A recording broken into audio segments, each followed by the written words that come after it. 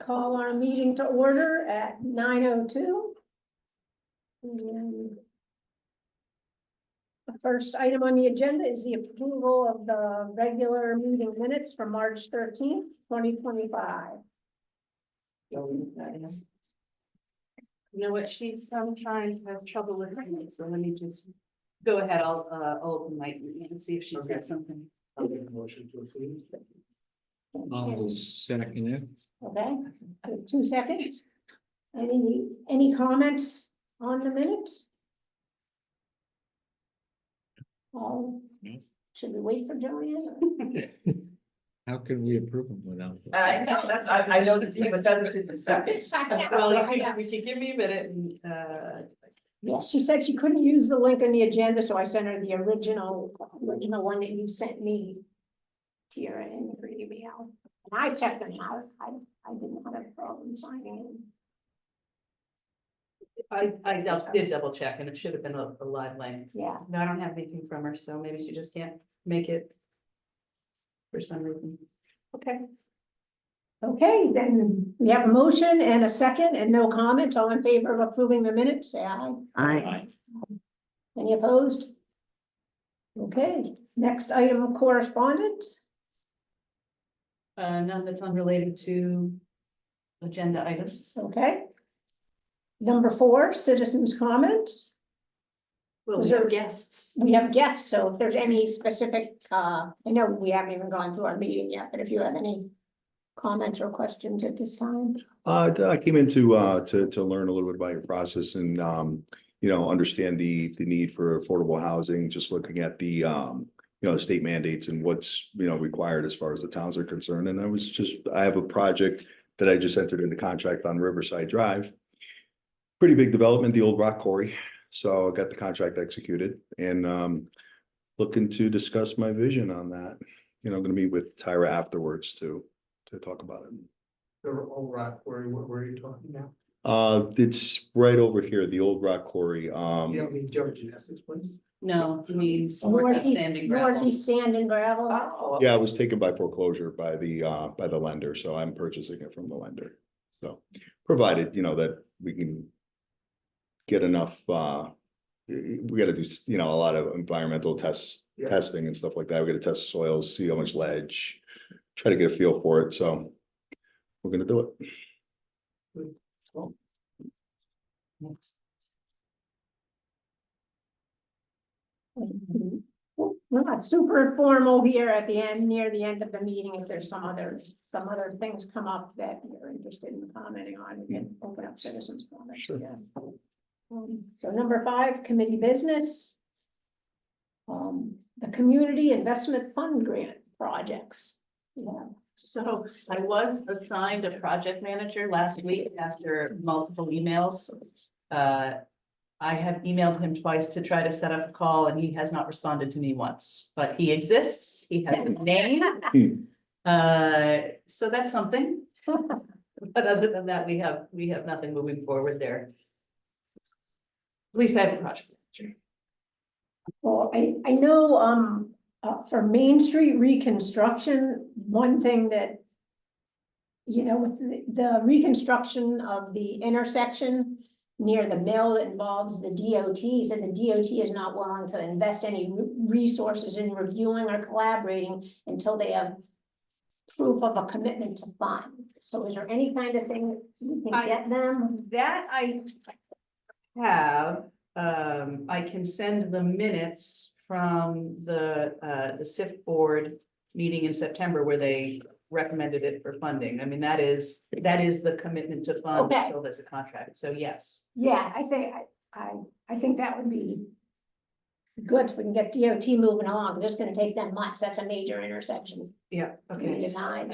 I can do that. Great. And so, anything else on Main Street? I think our consultants are just plugging away and designing it. Yeah, so after the last meeting, you'll see Ken's got that envelope there. We had asked Freeman to make, some color copies of the concept renderings for the veterans groups, which I received late last week or early this week. Turns out Rainey is on an extended vacation, our contact, so Ken is kindly going to distribute those to the VFW and Legion for us for any additional feedback, although the three guys who were here seemed perfectly happy with everything they were shown. And I know you walked the site with, Tristan. How did that go? How did that go? Actually, Jack Pivik and myself, walked Okay. with, Tristan. We did discuss the, in front of the brewery and that, and the rationale, which does make sense. Even though people are gonna walk where they're gonna walk. So we all understand that, and they'll do what needs to be done by the line of sight, et cetera, which is gonna meet the requirements. The one that we did talk about was, the Reardon Road and how that loops around. And the problems with that because of the way that hill comes down and makes the sharp right that Bernie said he'd never go left on. If he's coming to the church. You've got a drainage problem there because of the way that comes off and the flood across. So that's something that they'll have to look at to see if they can extend some form of drainage in order to catch that water if they do change the elevations and stuff there. And of course, we did go down to where we were talking about the main intersection down by the mill. And Tristan did get some good pictures, so, because he says on the surface, talking with DOT, they're gonna say this works, and it doesn't matter. But he actually saw the wall, the houses, took the pictures that he needed and walked around there so he could actually see what the residents there are up against for deliveries and that type of stuff and what that. So you were specifically Yes, walking to and- show him that and we particular We problem. got all of that, and which was great info from him, and when we walked around the island, and of course, the big stone wall that goes around as it is, where the housing used to be. He got a good, real good view of that to see how that worked out. Sure. So Tristan, new project manager with Freedom. Yes, Yes. Yeah, Yu Yang resigned from Freedom. Right. yeah, so it was very constructive. So he's got a good handle on it to work with it and understand. yeah. I like him. I think he seems very knowledgeable and easy to communicate with. Yeah, so far I have nothing but good things to say about everybody we dealt with at Freeman, so. We'll see what he comes up with, All right, but it's all very positive. good. Anybody have anything else on the Main Street reconstruction? I guess we can move right along to the Swanson Park design elements. Well, it's sort of the same part and parcel. Right, because that's what you have in your envelope to distribute to the veterans. Yep. Thank you. 65 Main Street? So there are some developments. So my original grant with USDA, the planning grant, the original deadline was the 31st of March. I took a 3-month extension to the end of June. Because I've got some essentially documents bottlenecking to include in that master plan. So Kevin Brindle of Barton Logoich is the civil engineer, landscape architect who's working on the site design for that Riverside portion. We keep calling it the bottomlands, that 3.5 acres. I've got 60% drawings. I can actually pull them up in a second. With me and I'll pull them up. It's not entirely possible that we can actually talk and search at the same time. Oh, come on. Well, I can talk. We but I all, can't- we all know you're better than I that. can talk, but it's not necessarily like quality talk. This one.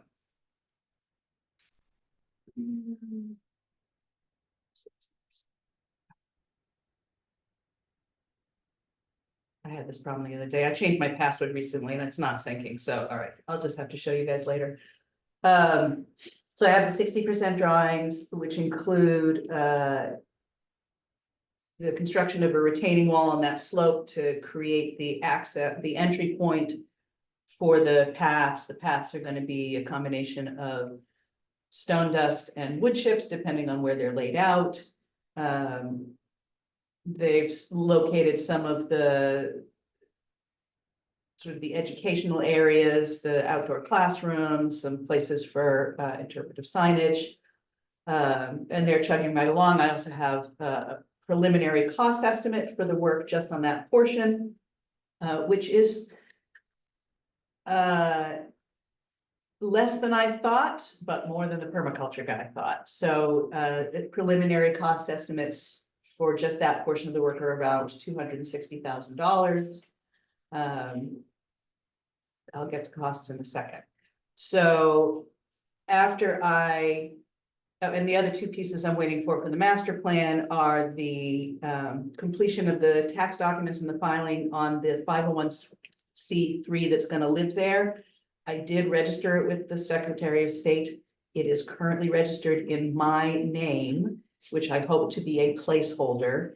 But the Yukon Transactional Law Clinic is writing sample bylaws for me, and they're going to do the initial tax filing.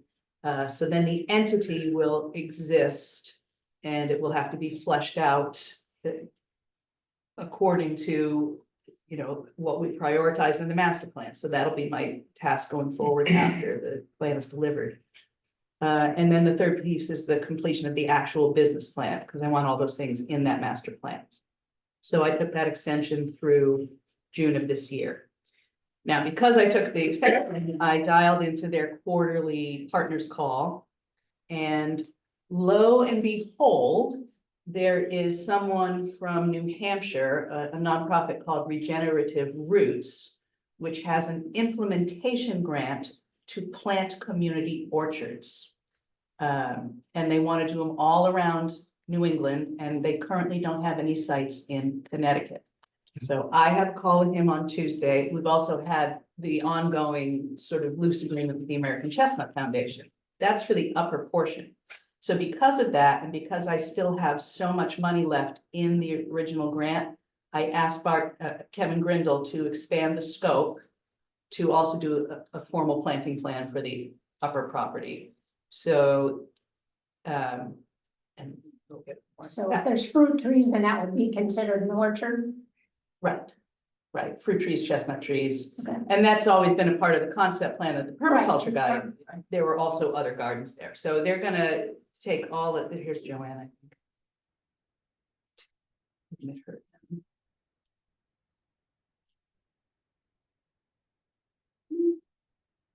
Hello. Hi, we hear you. Oh my gosh. Okay. Sorry I'm so late, but I just couldn't get in on any of the links. We hear you now. Thank you. Where was I? Oh, yeah. So they're gonna take all those concept plans that Wayne drew up and formalize those. So that's good for a couple of reasons.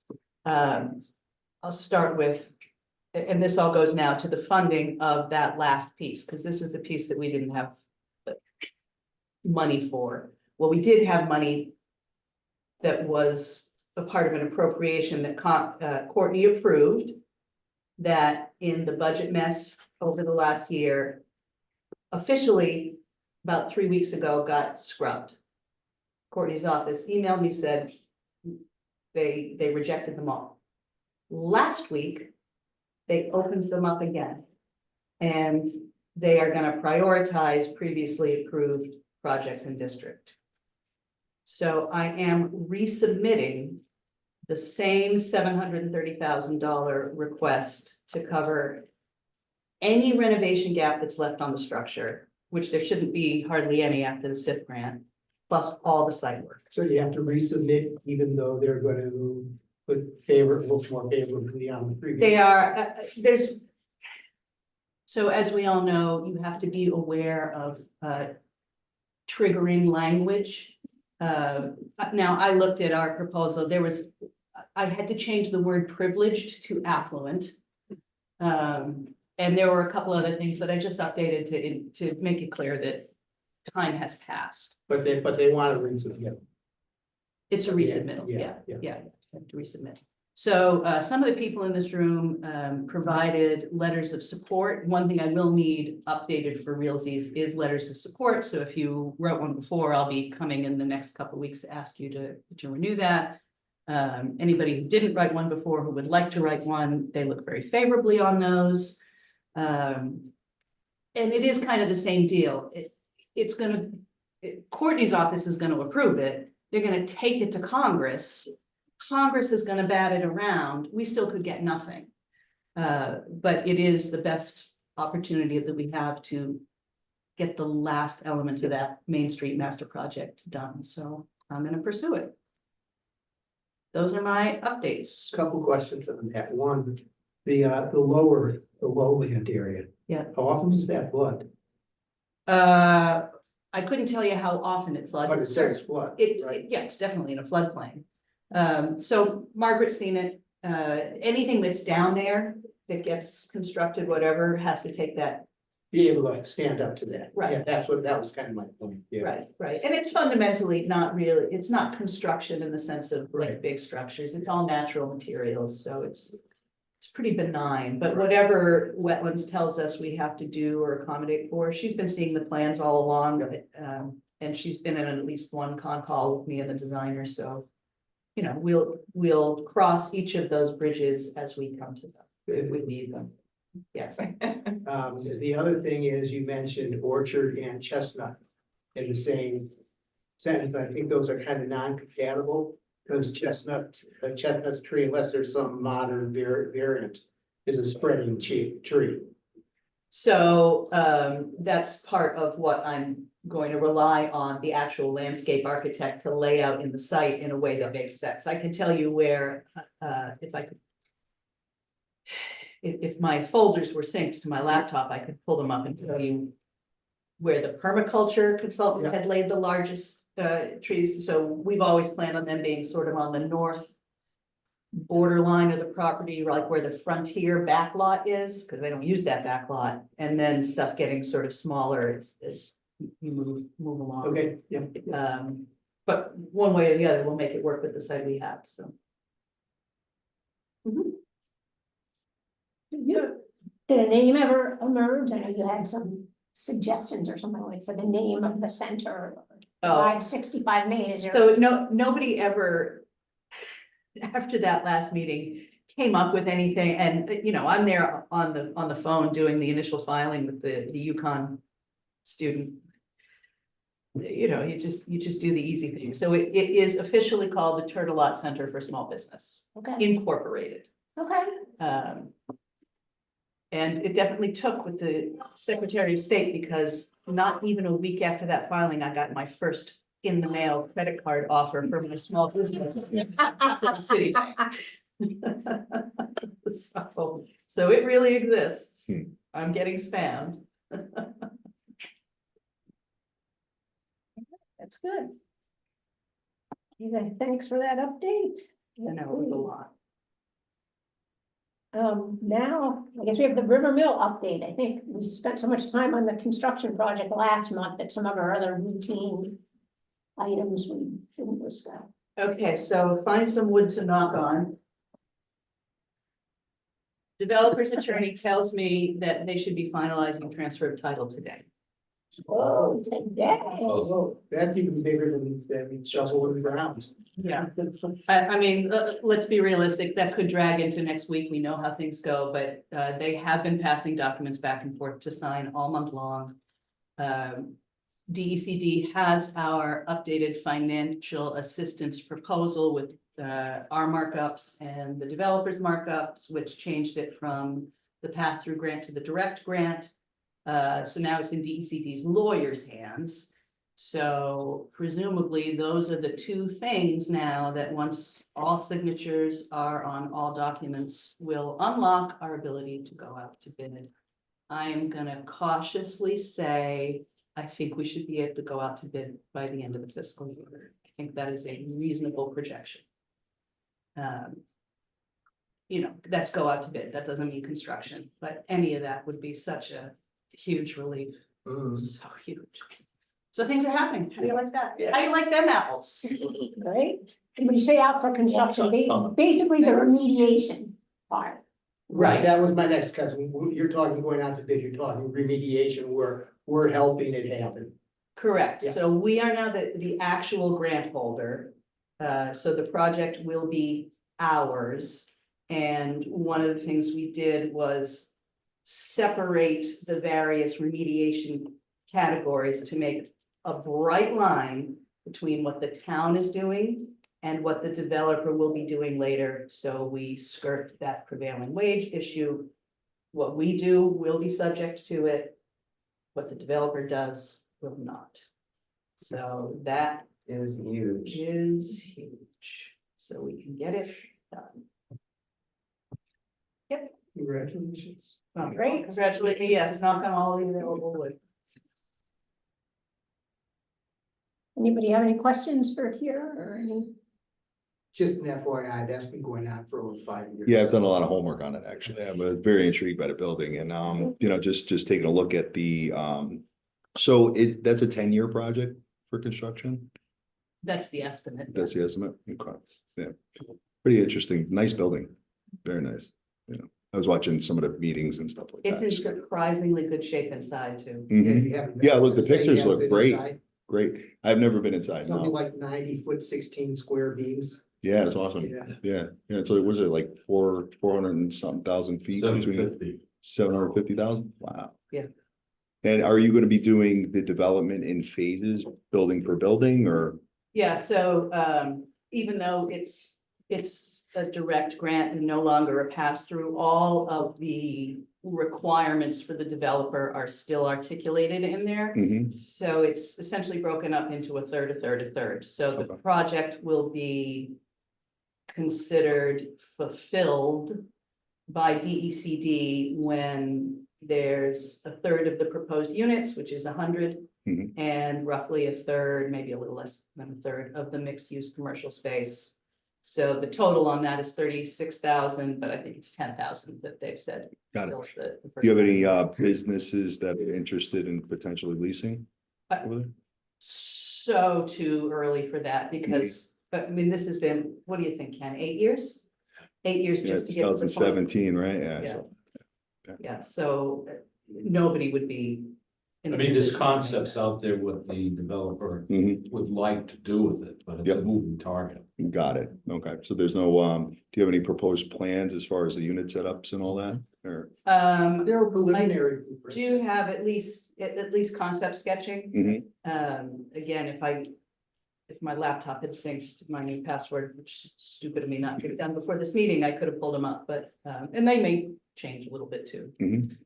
All the housing is in where the towers are, Okay. because those are the 4 floors that are identical all the way through.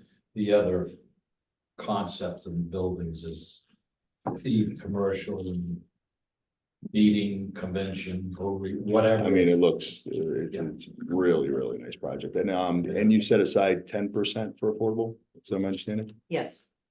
Yes. Good. Interestingly, ours was one of the last projects that DECD was allowing the 10% threshold. I think on their grants, they're up to 20%. Oh, yeah, because the mandate is 10, so it kind of, yeah, I understand. But Yeah, it's, but it doesn't actually help our percentage. Right, It's only exactly, 10%, right. but- yeah, you're short about 380 units for my calculations are concerned. You have 4,100 buildings here now, resident. Off the top of my head, I can Yeah. tell you. I'd have to- Yeah, so, yeah, then I think you have about 30 some odd, 38, I believe, affordable units, so.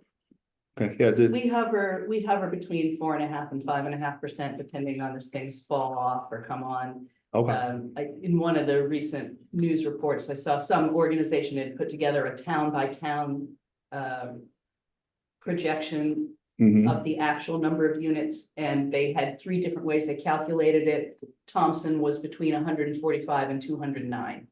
Really? Yeah, I don't know why my information was off then. I'll see if I can find that Yeah, when we're talking. But No, that's But great. is that accurate?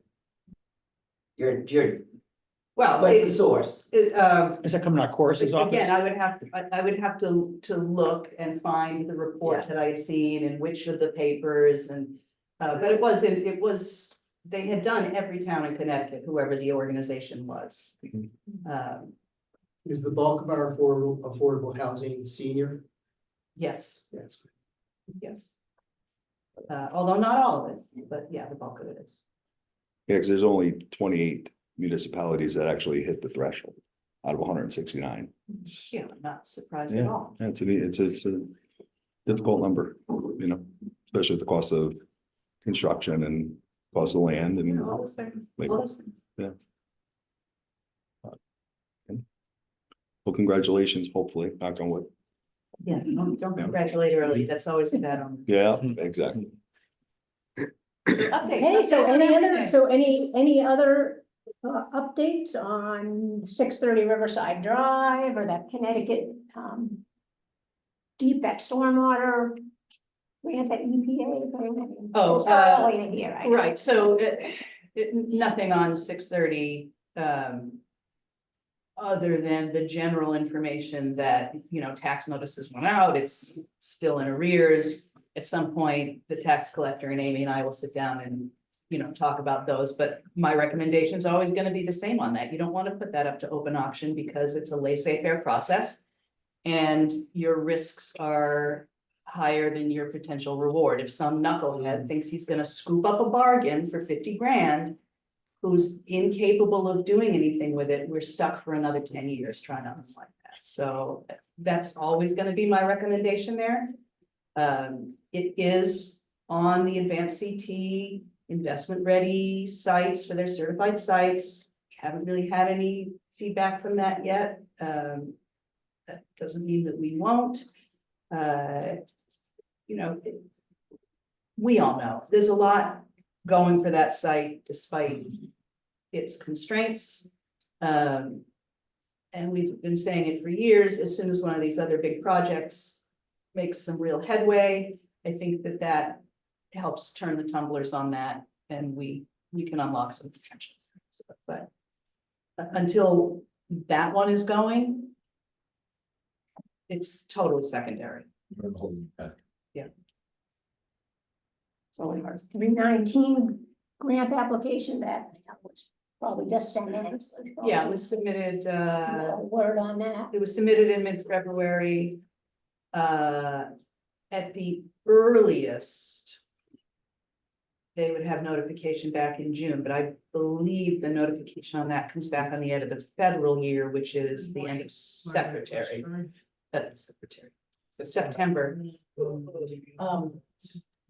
Remind me what that is. That's the storm, the one that's in partnership with ECCD. It's for stormwater quality improvements, but it would include, you know, paving of the town hall with pervious pavers, impervious pavers at the library.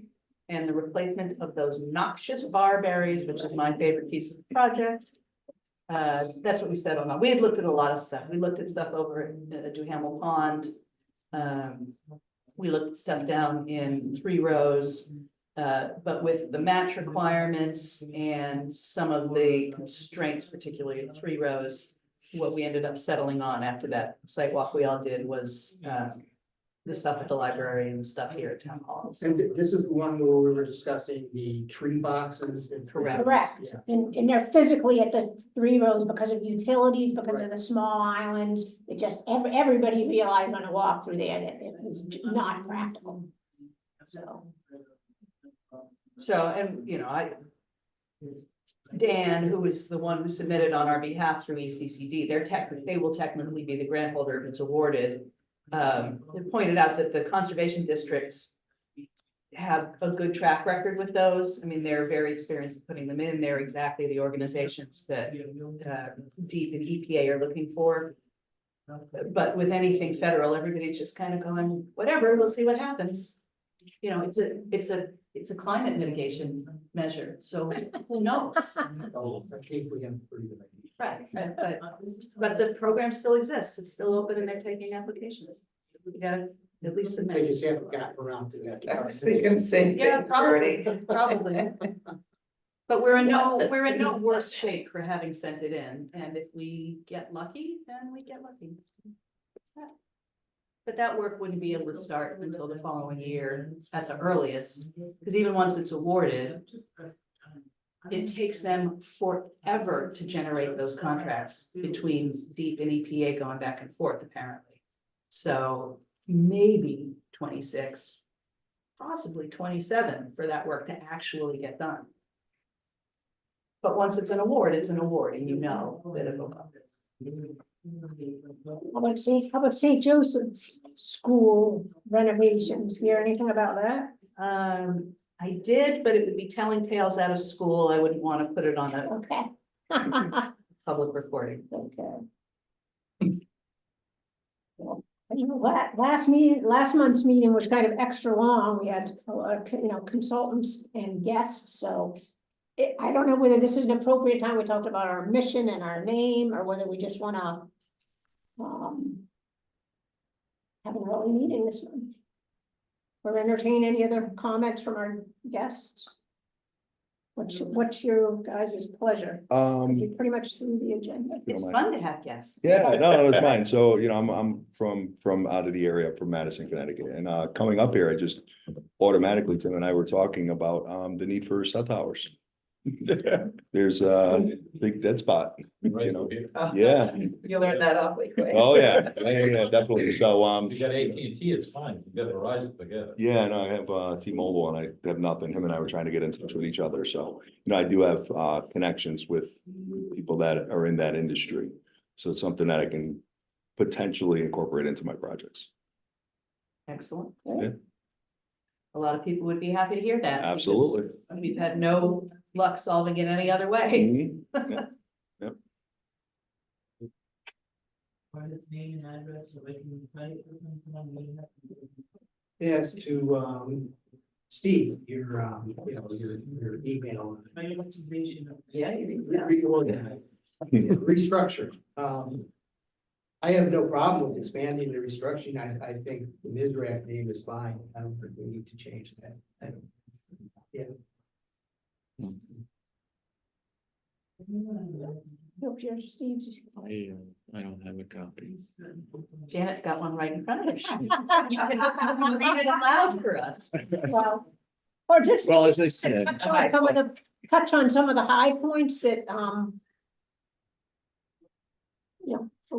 evolving of our scope or expanding of our scope, yeah, redefining. as I said before, it was just kind of born out of frustration with looking at the old building mill and still seeing the same thing that we saw 15 years ago.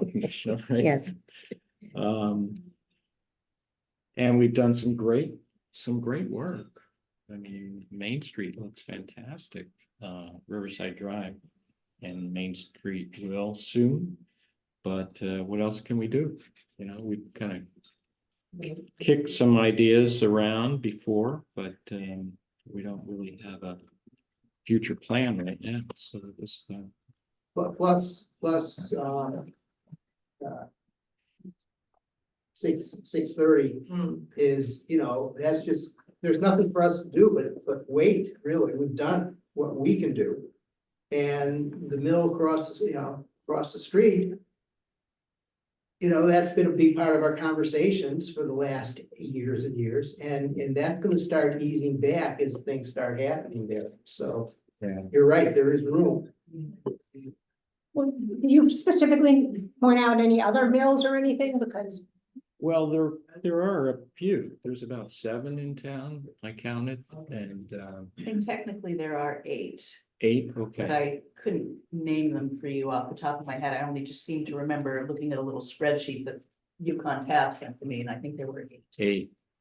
Yeah, there's not that many. And are there other mills that we could be looking at? Well, You know, did you mention the Wilsonville? That's a beautiful. It is, and there's recreation opportunities there too, I think. But that is privately owned. Yes, it is. Occupied at the moment. But there was going to be something there at some point. So And that, interestingly, a couple months ago, not the owner, but the owner's property manager did call me, and that private owner is interested in doing more with the stone mill in particular. But they view the 929 mill as the key to any of those plans. So this gets back to a fundamental, it's chicken and egg. We have plenty of potential to do things, but as long as our density remains as low as it is, the things that make the rest of the development desirable do not pencil out for people. So without, there's this is an oversimplification, but there's a, you know, a little adage, retail follows rooftops, right? The things that make business investment desirable are not currently here right now. And what are those things? Those are either density that includes a lot of people of working age, if what you need is employees, or sort of quality of life and amenities, so that if you're bringing employees in, they're coming into a community where they can feel comfortable and live. And we don't have those things. So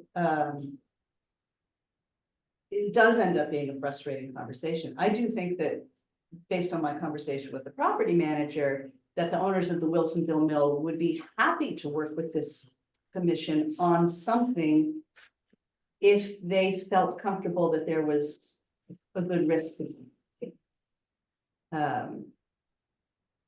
Going back to Steve's email, you know, the narrow question of, is that expanding the scope? I actually don't think it is expanding the scope. It's a mill site and you're the mill site's redevelopment advisory committee. So I don't think that you need to specifically say, and going up Route 12 to that mill up there. But it certainly would be worth reaching out to the owners saying, you know, what do you want to talk about in terms of future planning? Because everything becomes easier if you planned it ahead of time. I'd be curious if you brought all the owners together, what might come out of that? I mean. So who are the Sharing owners? So of there's ideas. Matt, there's Lickamelli, whom we could probably get out of here, who owns Quinn's Shirt Shop. Obviously Gumpert is on board with whatever we're doing. Yeah. But then what are the other ones? What he said. The one next to Dollar General? You know that guy, right? You mean Oh, Tish? Yeah. Yeah, John Tish. That's the little. That's the cold storage Storage. warehouse that's there. yeah. So he does use that. Yeah, he uses it for his organic fertilizer storage. Used to be injection. Used to be a little bit injection molded But even there. ongoing. Oh, God, for decades now. Yeah, yeah. You know, and Mike over here, he could do more with that building than he's doing. It's always potential. Yeah, but would he do it? I mean, he'd probably come into a meeting. I don't know about the guy, Tish, but, and then there's the tiny mill, which is currently for sale as a 3-unit residential with 1 commercial space down in Mechanicsville. The old post office. Yeah, where Kenny's store was. Oh, yeah, J. Kenny store. Yeah, that's on MLS, currently being sold as 3 residential units with 1 commercial space. I've had multiple calls asking about converting it to all residential. I've had 1 call from 1 guy who was interested in having that ground floor level still be some kind of office space, but it's still on the market, so that deal's not closing for whatever reason. Who knows? I know we have our vision. I was just wanting to see if I had it. We have like our vision and our mandate is up on the website and everything. I do definitely kind of think of us as being like in the downtown area, not the far out villages with less That's infrastructure. simply because that's where the demand for our Right. attention was. As I said, I think as things ease back in the core, there's no reason not to expand further out under the same concept. Right. Although if you are talking about expanding your scope, just from a literal sense, right? Right now, I would say mill sites incorporates any mill.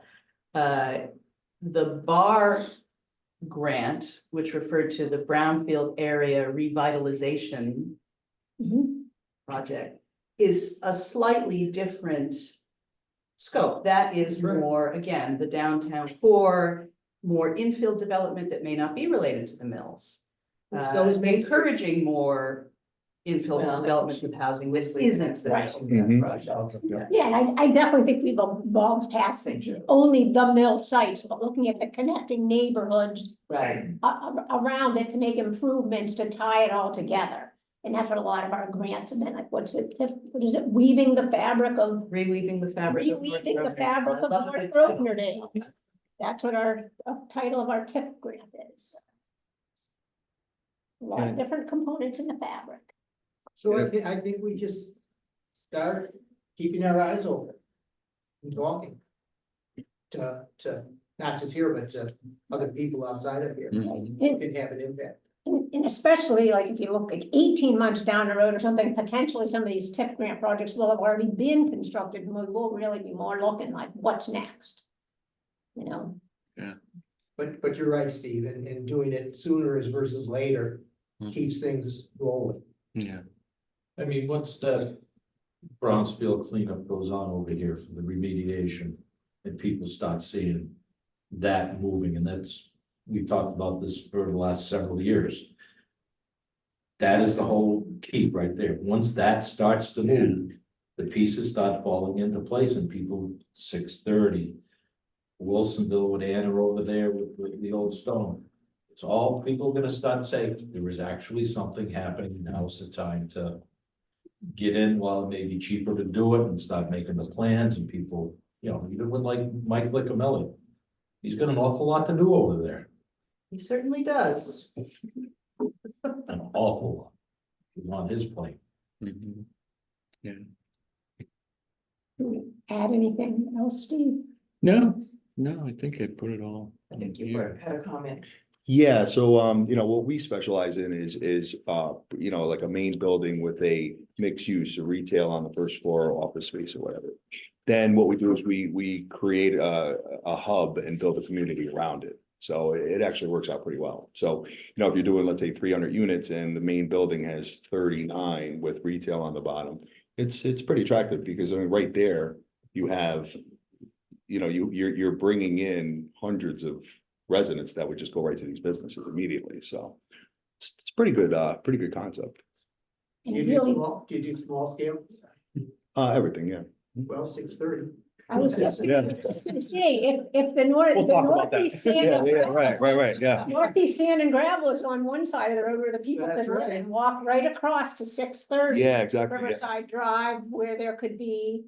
We're gonna go mixed through your use. list of headaches in town. Yeah, we are. No, because there's, you know, I don't know if you're aware of this, but, Thompson, Connecticut is labeled on the IRS as a difficult development area. Difficult development area is, basically because of the cost of land, construction and utilities exceeds the median income. So it makes for developers, it's pretty tough to make the numbers work. However, there are massive incentives for us to do Federal? bigger things. State level, yep.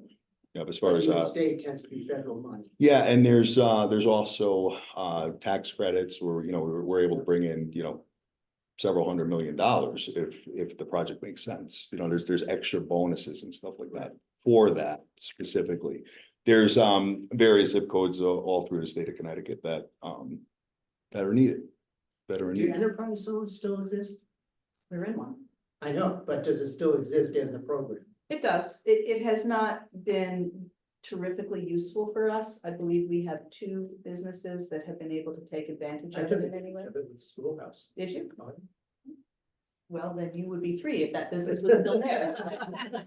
That's right, yeah. 2 years ago, I think now it's been. More than that. No, in Putnam, Oh, since you moved. yeah. You know, one of the sites that we should be starting to consider is right at 13112, where Thompson Auto Care was. Oh, yeah. There's nobody living in the house in the back. Not sure what she intends to do with the property as of yet. But it is vacant, and that could be possible for that used to be a new car dealership and gas station back in the day.